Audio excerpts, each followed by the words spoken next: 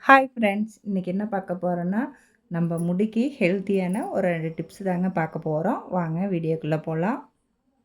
வீடியோக்குள்ளே போகிறதுக்கு முன்னாடி நம்ம ரஜினியா தேவி விலாக்ஸை சப்ஸ்கிரைப் பண்ணாதீங்க, சப்ஸ்கிரைப் பண்ணிக்கோங்க. இப்போ எல்லாத்துக்குமே இருக்கிற பிரச்சனை என்னன்னா, தலைமுடி கொட்டுறது தாங்க அதிகமாக. அது ஆண்களுக்கும் சரி, பெண்களுக்குமே சரி, குழந்தைங்களுக்கும் எல்லாத்துக்குமே தலைமுடி இப்போ கொட்ட ஆரம்பிக்குது. நாம் செய்கிற சில தவறுகள்னாலேயுமே முடி கொட்ட ஆரம்பிக்குது. அது என்னன்னு பார்த்துக்கலாம் வாங்க. ஃபஸ்ட்டு நம்ம சுடுதண்ணியில் தலைக்கு குளிக்கவே கூடாதுங்க. நம்மளுக்கு உடம்பு சரியில்லையா, சளி பிடிச்சிருக்கா, ஆனால் வெதுவெதுப்பான தண்ணியில் குளிக்கலாம். ஆனால் சுடுதண்ணி ரொம்ப சூடாக இருக்கிற தண்ணியை எடுத்து அப்படியே நம்ம டைரெக்டாக தலைக்கு ஊற்றக்கூடாது. அதே மாதிரி ஷாம்பு போட்டு வாஷ் பண்ணுறப்ப அப்படியே டைரெக்டாக ஷாம்பு போட்டு தலைக்கு வாஷ் பண்ணக்கூடாதுங்க. ஏதாவது ஒரு பாத்திரத்தில் ஊற்றி அதுக்கப்புறம் தண்ணி போட்டு கலக்கி அதுக்கப்புறம் தான் நம்ம வாஷ் பண்ணணும். அதுக்கப்புறம் தண்ணி நல்லா குடிக்கணுங்க. தண்ணி எந்த அளவுக்கு குடிக்கிறோமோ அந்த அளவுக்கு நம்ம உடம்பு ஹீட்டை குறைக்கும். நம்மளுக்கு உடம்புக்கும் நல்லா ஆரோக்கியத்தை கொடுக்கும். இப்போது நம்ம செடியிலேருந்து கருவேப்பிலை ஃப்ரெஷ்ஷாக பறிச்சுட்டு போகலாங்க. பறிச்சுட்டு போய் நல்லா கழுவி எடுத்து வச்சுருக்கேன். அது கூட ஒரு 20 சின்ன வெங்காயம் எடுத்து க்ளீன் பண்ணி கழுவி எடுத்து வச்சுருக்கேன். இப்போ அதெல்லாம் மிக்ஸி ஜாரில் போட்டுக்கலாம். சின்ன வெங்காயம் கருவேப்பிலையும் போட்டுக்கிட்டேன். இந்த ஹேர் பேக் நீங்கள் காலையில் போடுற மாதிரி இருந்தால் நைட்டே வெந்தயம் நம்ம எந்த அளவுக்கு தேவையோ அந்த அளவுக்கு கொஞ்சோண்டு எடுத்து ஊற வச்சுக்கோங்க. நான் ஒரு 3 ஸ்பூன் எடுத்து ஊற வச்சுருக்கேன். இந்த ஹேர் பேக் நான் என் பசங்களுக்கு தான் போட போகிறேன். ரொம்ப தண்ணி விடக்கூடாது. ஓரளவுக்கு தான் தண்ணி விடணும். ஒரு பேஸ்ட் மாதிரி தான் அரைச்சி எடுத்துகிட்டு வரணும். இப்போ அரைச்சி எடுத்துகிட்டு வந்தாச்சு. அரைச்சி எடுத்துகிட்டு வந்ததுமே உடனே அப்படியே தலைக்கு அப்ளை பண்ணக்கூடாது. ஒரு 5 நிமிஷம் இருக்கணும். ஏன்னா நம்ம மிக்சியில் அரைச்சி எடுத்துகிட்டு வந்ததுனால அந்த ஹீட்டு கொஞ்சம் இருக்கும். அதனால் ஒரு 5 நிமிஷம் கழித்து நம்ம தலைக்கு தேய்ச்சிக்கலாம். இந்த பேக் குழந்தைங்களுக்கு போடுறதுனால நான் அப்படியே டைரெக்டாக எடுத்து போடுறேங்க. இதே நம்ம பெரியவங்க போடுற மாதிரி இருந்தால் ஒரு துணி வச்சு வடிகட்டி நம்ம அதுக்கப்புறம் தான் அதை போட முடியும். ஏன்னா அதில் கொஞ்சம் திப்பி திப்பியாக இருக்கும். இவங்களுக்கு முடி கம்மியாக இருக்கிறதுனால ஒன்றும் பிரச்சனை இல்லை. அப்படியே போட்டு தேய்ச்சி குளிச்சிட்டாங்கன்னா அதை உதிர்ந்துடும். நம்மளுக்கு அப்படி இல்லைங்க. நம்மளுக்கு முடி நீளமாக இருக்கிறதுனால நம்ம வடிகட்டி தேய்ச்சிக்கிட்டால் தான் அது நம்மளுக்கு இந்த மாதிரி முடியில் ஒட்டாது. அப்படியே ஒட்டினாலும் ஒன்றும் பிரச்சனை இல்லைங்க. காய காய அது உதிர ஆரம்பிச்சிரும். ஆனால் நம்ம வெளியில் எங்கேயாவது போடுறப்ப இந்த பேக் போட முடியாது.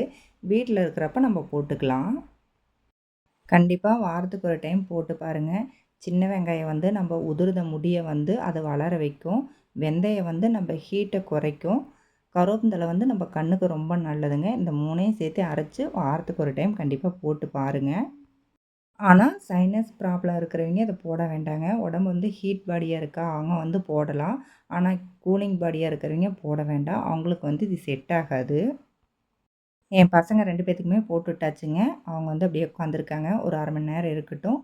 அதுக்கப்புறம் போய் குளிச்சுட்டு வந்துடுவாங்க. அவங்க தேய்ச்சதுமே அம்மா ஜில்லுன்னு இருக்குதும்மா அப்படின்னு சொன்னாங்க. இப்போ அடுத்தது என் பொண்ணுக்கு தாங்க ரெடி பண்ணிகிட்ருக்கிறேன். கற்றாழை ஃப்ரெஷ்ஷாக எடுத்துகிட்டு வந்துட்டேன்.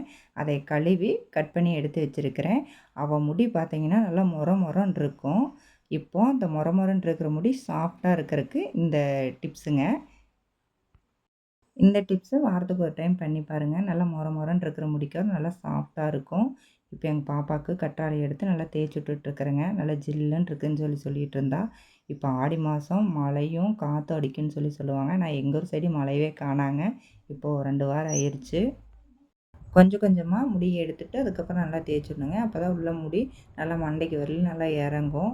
கீழே வரலையும் நல்லா தேய்ச்சிட்ருக்கிறேன். கற்றாழை எங்கள் வீட்லேயே வளர்க்குறதுனால ஃப்ரெஷ்ஷாக எடுத்து தேய்ச்சி விட்டேன்.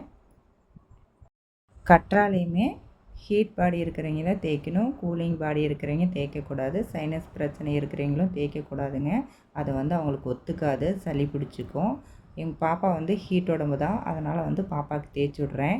நான் இதை மிக்சிலேயே அரைச்சி தேய்க்கலாம். ஆனால் அவள் இந்த மாதிரி கற்றாழை எடுத்து அப்படியே தேய்ச்சிடுங்கம்மான்னு கேட்டாள். சரின்ட்டு அவளுக்கு அப்படியே எடுத்து தேய்ச்சி விட்டுட்ருக்குறேங்க. இப்போ கற்றாழை கட் பண்ணிவிட்டு இந்த மேலே இருக்கிற தோல் எடுத்துகிட்டு அப்படியே நம்ம கத்தியை வச்சு அப்படியே கீரல மாதிரி போட்டுட்டு நல்லா அந்த ஜெல்லு வரந்தினி நம்ம கட் பண்ணிக்கணும்.